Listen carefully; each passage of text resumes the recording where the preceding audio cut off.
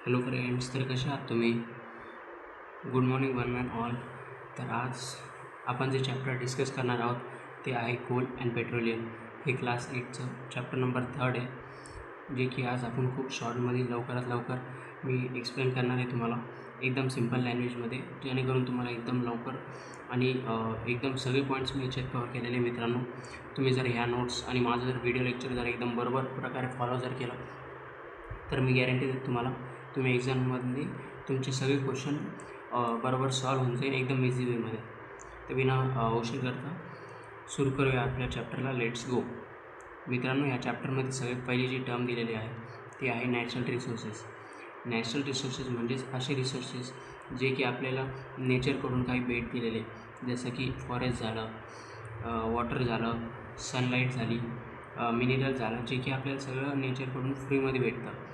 आता प्रश्न पडतो की हे रिसोर्सेस फ्रीमध्ये तर आहे, पण का हे रिसोर्सेस लिमिटेड आहे का अनलिमिटेड आहे? म्हणजे आपण किती पण वापरा हे संपणारच नाही का हे लिमिटेड आहे?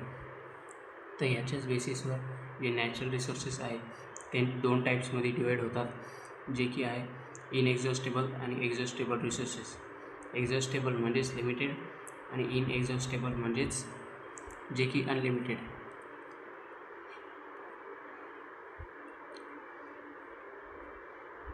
इनएक्झॉस्टेबल रिसोर्सेसमध्ये येतं सनलाईट, येतं एअर, येतं म्हणजेच सूर्याची किरण, पण हवा, हे की अनलिमिटेड हे संपणारच नाही. पण एक्झॉस्टेबल रिसोर्सेस जसं की फॉरेस्ट झालं, मिनरल झालं. फॉरेस्ट आपण जर खूप जास्त डिफॉरेस्टेशन केलं, खूप जास्त झाडं कापली किंवा खूप जास्त मिनरल्सचं एक्स्टॉर्शन केलं, म्हणजेच खूप जास्त मिनरल जमिनीच्या आतून काढले, तर हे संपून जाईल एका दिवशी. ओके. आणि तुम्ही असंही लक्षात ठेवू शकता की तुमच्याकडे समजा 1000 रुपये आहेत आणि जर तुम्ही एक्सला जर कुठं बाहेर घेऊन गेले तर हे तुमचे 1000 रुपये संपणार आहे. पण तेच जर तुमच्याकडे खूप सारे पैसे असले, अनलिमिटेड असले, तर तुम्हाला टेन्शनच नाही. तसंच म्हणजे फक्त तुम्हाला लक्षात. आणि इनएक्झॉस्टेबल हे संपणार नाही, हे अनलिमिटेड आहे, हे नेचरकडून आहे. नंतर मित्रांनो टर्म येते फॉसिल फ्युल्स. फॉसिल फ्युल्स हे एक्झॉस्टेबल नॅचरल रिसोर्सेसमध्ये येतं, म्हणजेच हे लिमिटेड नॅचरल रिसोर्सेस जे की संपणार आहेत. आणि कोल, पेट्रोलियम, नॅचरल गॅस यांना जर आपण कलेक्टिव्हली, म्हणजेच यांना जर सगळ्यांना मिळून फॉसिल फ्युल्स बनतात, यांनाच आपण सगळ्यांना फॉसिल फ्युल असेही म्हणू शकतो. नंतर मित्रांनो येतं कोल. कोल हा यूज इन रेल्वे इंजिन्स आणि इंडस्ट्रीज. मित्रांनो, तुम्ही बरेचसे फिल्म्समध्येही पाहिला असाल, कोल जो असतो म्हणजेच कोळसा, जो की यूज होतो रेल्वे इंजिन्समध्ये, इंडस्ट्रीजमध्ये. पण ते आधीच म्हणजे ज्या जुन्या रेल्वेज असतात तेव्हा यूज होत होता. आता तर मला वाटतं पेट्रोल, डिझेल आणि इलेक्ट्रिकही निघलेलं आहेत रेल्वे. टॉपिक दिलेला आहे स्टोरी ऑफ कोल, म्हणजेच कोलचं फॉर्मेशन कसं झालं आणि कोल कशासाठी यूज केला जातो हे आपल्याला ह्याच्यामध्ये सांगण्यात आलं आहे. मित्रांनो, जे फॉरेस्ट होते खूप वर्षा पहिले, म्हणजे 400-500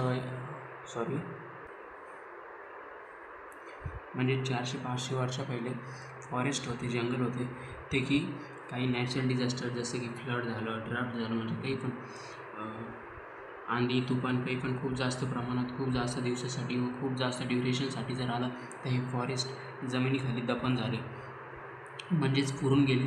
आणि खूप वर्षासाठी म्हणजे 2-3 वर्षासाठी मग याच्यावर काही नॅचरल प्रोसेस झाला, जसं की सॉईल, खूप जास्त सॉईल याच्यावरती फॉरेस्टवर असल्यामुळं खूप जास्त प्रेशर, खूप जास्त टेम्परेचर सहन केल्यामुळं या फॉरेस्टचं रूपांतर झालं कोलमध्ये किंवा फॉसिल्समध्ये, फॉसिल फ्यूलमध्ये. यालाच आपण फॉसिल फ्यूल और कोलही म्हणू शकतो.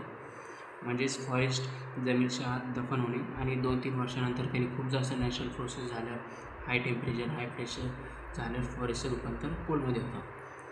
आणि मित्रांनो, ह्यात जर कोलला जर आपण जर हीट केलं, खूप जास्त प्रमाणात जर हीट केलं तर ते CO2 प्रोड्यूस करतं आणि खूप जास्त हीट प्रोड्यूस करतं. म्हणून ह्याला आधी रेल्वे इंजिन्समध्ये यूज करायचे. आणि आता ह्याचीच जागा पेट्रोलियमने घेतलेली आहे. पेट्रोलियम, डिझेल, पुन्हा इलेक्ट्रिक रेल्वेज निघल्यात आता. नंतर मित्रांनो विषय येतो, म्हणजेच टॉपिक दिलेला आहे आपल्याला कोल.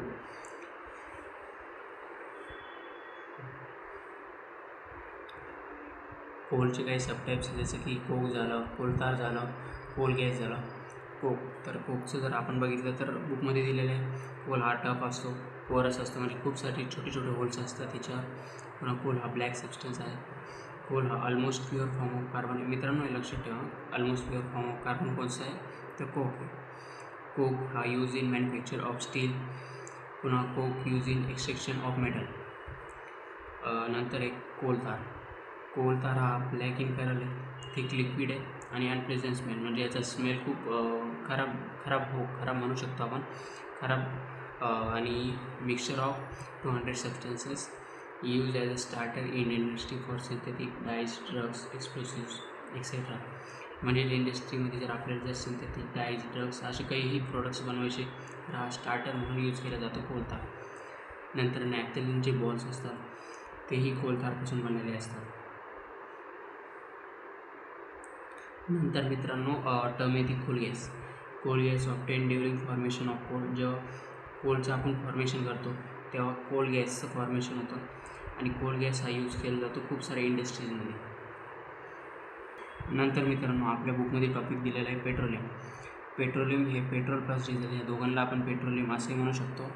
पेट्रोल आणि डिझेल हे आपल्याला नॅचरल रिसोर्सेसपासून भेटतं आणि ज्या प्रोसेस थ्रू आपल्याला हे भेटतं त्यालाच पेट्रोलियम असं म्हणतात. अजून एकदा एक्सप्लेन करतो. पेट्रोल आणि डिझेल हे आपल्याला नेचरपासून भेटतं आणि ज्या प्रोसेसपासून आपण हे नेचरपासून घेतो त्यालाच पेट्रोलियम असंही म्हणतो. पेट्रोल हे लाईट व्हेकल्समध्ये यूज केलं जातं, जसं की स्कूटर झालं, कार झालं, मोटरसायकल झालं. आणि डिझेल हे हेवी व्हेकल्स म्हणजे ट्रक्स, हेवी लोड जे कॅरी करणारे व्हेकल्स असतात जसं की ट्रक झालं, ट्रॅक्टर झालं, यांच्यामध्ये डिझेल यूज केलं जातं. Petroleum was from organisms living in the sea. तर पेट्रोलियम जे असतं मित्रांनो म्हणजेच पेट्रोल आणि डिझेल ते अशा ऑर्गॅनिझम्सपासून भेटतं आपल्याला जे की समुद्रात राहतात. आता आपण बघूया पेट्रोलियम जमिनीच्या आत नाही समुद्राच्या आत हे कसं बनतं. As the organisms dead body settle at the bottom of the sea and sea cover with sand clay. After high temperature and high pressure, after millions year passes, dead organism transports into petroleum. मस्त जायचं समुद्रात, पोहून घ्यायचं, मजा करून घ्यायची, मस्त बोटमध्ये फिरून घ्यायचं, समुद्राच्या एकदम बॉटमला जायचं, झोपून घ्यायचं आणि झोपल्यावर मस्त सँड क्ले मस्त अंगावर टाकून घ्यायची. 200-300 वर्ष तिथेच पडून राहायचं. टेन्शन नाही घेऊ, जे मस्करी करतं. 200-300 वर्षानंतर तुमची जर ती बॉडी ती ही सँड आणि क्ले तुमच्या अंगावर असल्यामुळं हाय प्रेशर सहन करते व हाय टेम्परेचर, खूप जास्त टेम्परेचर असतं समुद्राच्या बॉटमला, म्हणून खूप जास्त हाय टेम्परेचर हाय प्रेशर सहन केल्यानंतर 200-300 वर्ष जर तिथंच जर एखादी डेड बॉडी राहिली, मग ती कोणचं माणसाचं शरीर असू द्या किंवा कोणचंही फिश, मोठी फिश, शार्क कोणचंही जर असलं शरीर तर त्या डेड ऑर्गॅनिझम्सचं पेट्रोलियममध्ये कन्वर्जन होतं. म्हणजे हे डायरेक्ट पेट्रोलियममध्ये कन्वर्ट नसतं होत, ह्याच्यामध्ये आपल्याला काही प्रोसेस फॉलो करावं लागतात. तेव्हा नंतर ते पेट्रोलियममध्ये आपण रिफायनिंग करून घेतो आणि नंतर दिलेले हे नंतर बघू आपण चॅप्टरमध्ये समोर. म्हणजेच एक डेड ऑर्गॅनिझम आहे ते जर समुद्राच्या बॉटमला जर सेटल झालं म्हणजे त्याच्या मेल्यानंतर तर त्याच्यावर काही सँड आणि क्ले डिपॉझिट होते. म्हणजे टाईम जसं जसं पास होतं तसा आणि खूप वर्षानंतर 200-300 वर्षानंतर खूप जास्त टेम्परेचर हाय प्रेशर त्या बॉडीने सहन केल्यामुळे त्याचं रूपांतर होतं पेट्रोलियममध्ये. नंतर मित्रांनो रिफायनिंग ऑफ पेट्रोलियम. म्हणजेच petroleum is a dark oily liquid, unpleasant smell, याचा स्मेल खूप घाण असतो, वाईट असतो, चांगला नसतो. It is a mixture, petroleum is a mixture of gas, petroleum, oil, petrol, diesel, paraffin, wax. आणि ही जी सेपरेट करण्याची प्रोसेस आहे आपल्याला, म्हणजे आपण पेट्रोल डिझेल सेपरेट करतो, पुन्हा गॅस सेपरेट करतो, हे ऑइली लिक्विडमधून त्यालाच रिफायनिंग अशी प्रोसेस म्हणतो. आणि हे मोठे मोठे रिफायनिंग इंडस्ट्रीजमध्ये केलं जातं. नॅचरल गॅस जो आहे तो खूप इम्पॉर्टंट आणि खूप इझी वेमध्ये आपण एका जागेवरून दुसऱ्या जागेवर कॅरी करू शकतो. आणि नॅचरल गॅस हा स्टोअर केला जातो CNGच्या फॉर्ममध्ये, म्हणजेच कंप्रेस्ड नॅचरल गॅस, जो की व्हेकल्समध्ये म्हणजे गाड्यामध्येही यूज केला जातो आणि खूप लेस पोल्युटिंग आहे मित्रांनो. म्हणजेच पेट्रोल आणि डिझेल जेवढं पोल्युशन क्रिएट करतात ना त्याच्यावर खूप कमी क्रिएट करत आहे CNG. आणि CNG हे ट्रान्सपोर्ट केलं जातं पाईप थ्रू. ह्याचे काही सेंटर्स दिलेले आहे आपल्याला, काही म्हणजे सिटी ज्याच्यामध्ये पाईप थ्रू पास केलं जातं, जसं की वडोदरा सिटीमध्ये सध्या अवेलेबल आहे CNGचं कनेक्शन. गुजरात पुन्हा दिल्लीमध्ये अवेलेबल आहे. नंतर आहे natural gas CNG in all country आणि हे इंडियामधले काही सेंटर्सवर दिलेले जिथे की CNGचं ट्रान्सपोर्टेशन अवेलेबल आहे, जसे की त्रिपुरा झालं, राजस्थान झालं, महाराष्ट्र झालं आणि कृष्णा गोदावरी डेल्टा म्हणजेच रिव्हर्स. आणि आता सम नॅचरल रिसोर्सेस आर लिमिटेड, जसं की एक्झॉस्टेबल नॅचरल रिसोर्सेस पाहिलं आपण जे की लिमिटेड. तर in India petroleum conservation research association advises people to save petrol and diesel while driving tips. या इंडियामध्ये मित्रांनो एक ऑर्गनायझेशन बनवलेली पेट्रोलियम कन्झर्वेशन रिसर्च असोसिएशन, म्हणजेच ही असोसिएशन अशी आहे की जे रिसोर्सेस लिमिटेड आहे त्यांना आपल्याला पुरून ठेवायचे, म्हणजेच हे करून ठेवायचं आहे, वाचून ठेवायचं आहे नेक्स्ट जनरेशनसाठी, म्हणजे की तेही त्याचा यूज करू शकतील. ती असोसिएशन मित्रांनो काही काम करू की ना करू, पण आपल्याला तर असोसिएशन बनवायची आहे, कारण की इंडियाला मागं थोडं राहायचं आहे. म्हणून ती काम कशी करू, बरोबर करू की चुकीचं करू, पण आपल्याला असोसिएशन बनवायचं आहे.